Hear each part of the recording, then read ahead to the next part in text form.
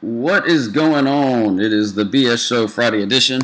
There is no B today. He's actually working, making some money, out showing houses. So it is just me, Sean Wright, Century 21 Wright Realty. I'm coming at you from my house today. I've got a little one with the flu, and I'm just sitting here taking care of him. So let's get to it. If you want to ask any questions, or if you want to make a comment, questions or comments, send a text 615-838-0653. 615-838-0653, and I'll respond to you off the tech box. So first of all, the AAF, we've been talking about it for weeks that the AAF would be no more, and this kind of declining from the very first week. Now we're in would have been week 8. They had an outside investor who owns the Carolina Hurricanes, the NHL team, and basically he said that unless they could get the NFLPA to sign an agreement to let NFL players play in the AAF on their time off, that he did not want the league to continue. And since he had control and interest with the outside investment, he was able to do that and decided to just shut the doors. Last on Monday, we did talk about how the XFL could come in and invest in it to get rid of their competition. I'm now to the understanding there is talks of letting the XFL kind of swallow the framework and the setup of the AAF. That'd be interesting. But there is a lot of weird things going on with the AAF that they didn't even pay for their players to get back home. They basically didn't even pay the hotel bills where their players were staying. And players got back to their hotel, and all of their personal items were in the lobby of the hotel. They got kicked out of the rooms.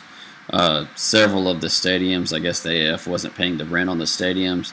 So this is the AAF was just a total disaster after this Carolina Hurricanes got bought in. Once Bob Pullian was out, or Bill Pullian, sorry, not Bob.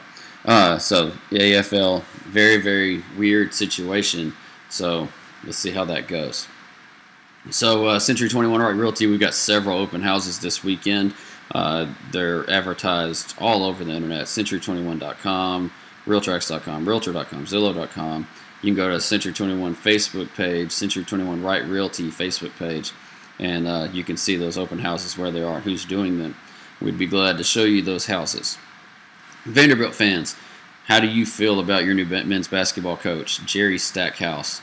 No college basketball coaching experience. He coached 2 years in the G League, the NBA Developmental League. Excuse me. He did have the #1 defense both years on a league that plays no defense. But he does not. He's never recruited before. He's been an NBA assistant coach, NBA player. He was a great college basketball player in his day. So, are you willing and able to take that risk? Do you compare Jerry Stackhouse to Penny Hardaway and what Memphis has done with Penny, or do you count all the high school and AAU ties with Penny has? Are those better ties than Stackhouse's AAU ties? So, interesting hire, a guy with very, very limited coaching experience, but he does have AAU ties, so he should be able to recruit. Let's see how that goes. Very interesting hire from Vanderbilt. So, very, very, very interesting. So let's talk about, got a question. Texas wins the NIT last night. They beat the David Lipscomb out of Nashville, which very small school, Atlantic Sun, very small stadium. Lipscomb runs the NIT, gets to the championship game, and Texas just bulls them. Just totally tears them apart.